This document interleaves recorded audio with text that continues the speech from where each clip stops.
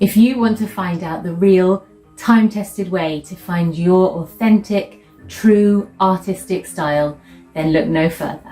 I share the steps you need to take in order to develop your very own art style, and a big part of that is finding out why you paint. To help you, I've asked some other wonderful artists from around the world to share the reasons why they paint. It all started with a heartbreak. Art for me is everything. It's something I feel very proud of, and it gives me a lot of fulfillment. So stick around as I'll be sharing these stories and more later on in the video.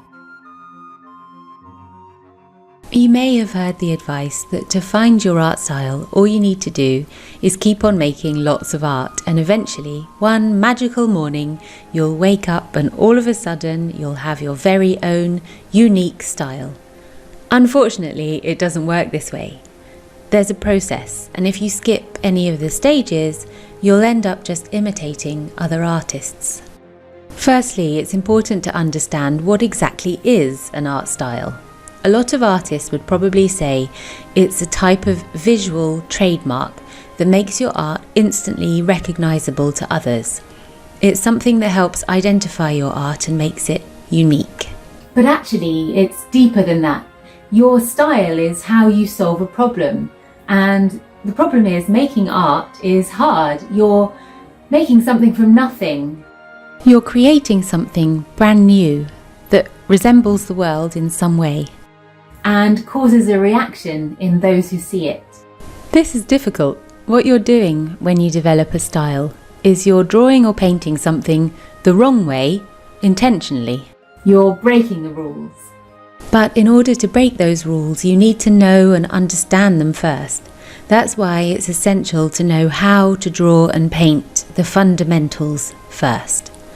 By practicing the fundamentals, you learn to draw or paint things the right way, which you have to do before you can start to break the rules. You can't skip the important stages first, otherwise you'll never develop your own style.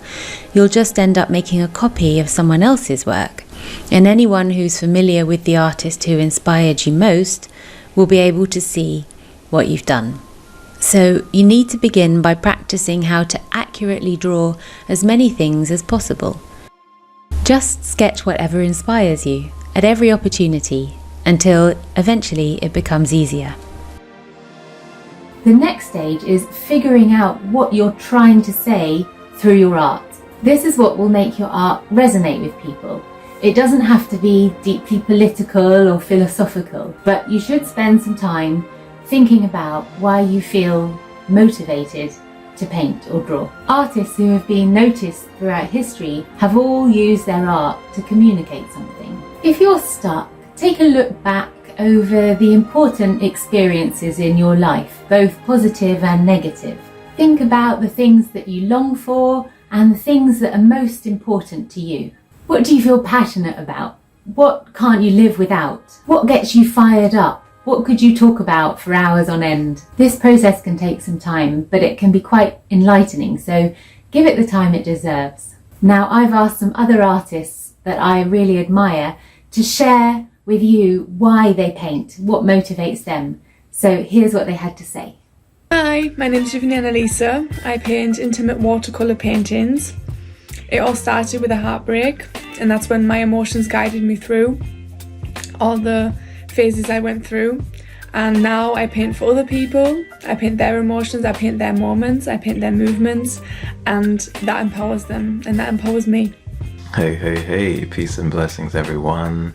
My name is Kalan Mickael, and I'm a figurative and non-representational abstract artist living in the US. Art for me is everything. It just stuck with me and has been with me all my life.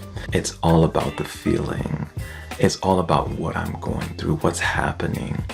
Being able to really show someone's emotion, someone's pain. This is the reality that I want to put forth and share. Thank you so much, Jane, for allowing me this opportunity. So here's a couple of my artworks. Thank you so much. Peace. Baby, you give me ice and fire. Pambo Meister. I've always had the urge to create since I was a little girl. I grew up and that didn't change, but I did.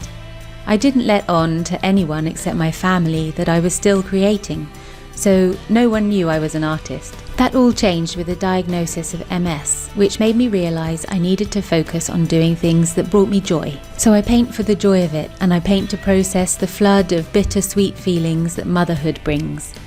I love to paint people of all ages, but I'm especially drawn to capturing childhood. Childhood is so fleeting.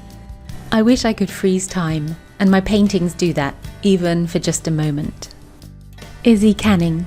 So I first started painting the nude female form back in one of the lockdowns a few years ago, mainly as a way for me to help in my own journey to self-love and body confidence and feeling comfortable in my own body, in my own skin, and it really did help. And then other people loved the work too and felt it resonated with them, so I started painting other women as well as myself.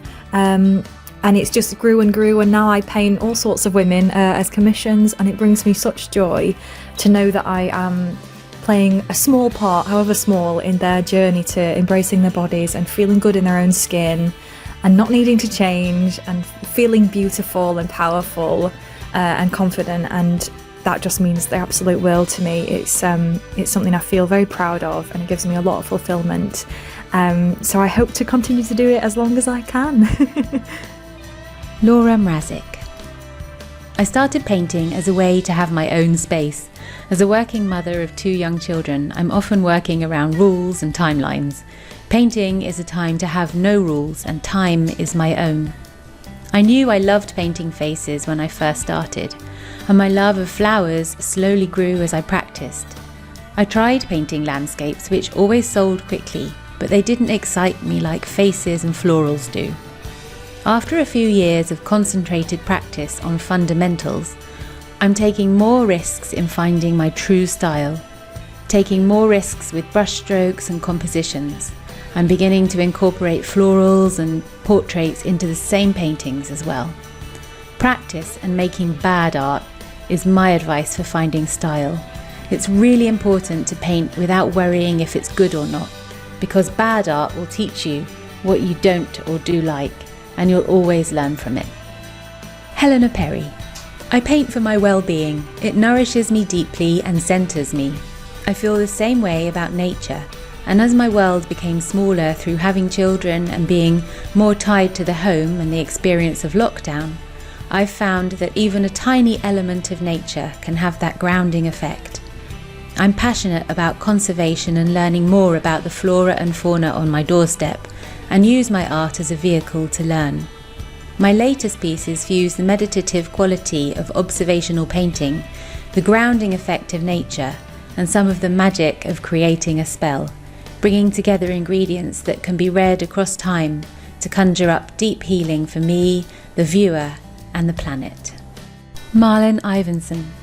I often tie art projects to issues in society, and I try to help causes through my art. Mental health is a matter that I care about, and I think society has a long way to go to accommodate the major and various needs in this area. The Joker movie with Joaquin Phoenix is not only one of the best composed movies with brilliant acting that I've ever seen, but it illustrates perfectly how society fails on all levels for those outside the normal mental status. I also focus on facial expressions and how eyes can convey strong messages, which is also why the Joker was an ultimate subject for me to paint. For the female version, I picked Jodie Comer in the role of Villanelle in Killing Eve, because she's also a deeply disturbed soul, misunderstood by society, and not getting the help she clearly needs and subtly screams for. So really what it comes down to is finding your artistic voice. Once you know what you want to express to the world, then your style will develop in a way that helps you communicate that. And it'll happen quite naturally, and it will grow and develop over time. Another thing you could do is look at art in a local museum or gallery. Focus on the message of the art that speaks to you the most. What were those artists trying to say? Maybe you'll find yourself drawn to beautiful, serene images that fill you with a deep feeling of peace. Or maybe you'll be more drawn to artists that manage to express the darker side of human nature. Ask yourself why their message speaks to you, and think about what it is you want to communicate to the world. Understanding that deeply personal part of you that fuels you to make things will lead you to discovering your style. Figuring out a way to creatively distort something to communicate your uniquely personal message will be a true artistic adventure. Next week, I'll share an in-depth, very personal story about how I developed my own unique style. So if you haven't already done so, hit that subscribe button and the little bell so that you don't miss out. I hope you found this video helpful, and I want to say a huge thank you to all the artists who participated with their stories. And if you're a creative person, feel free to comment below about what motivates you and drives you to create what you make. Until next week, take care, stay creative, bye for now.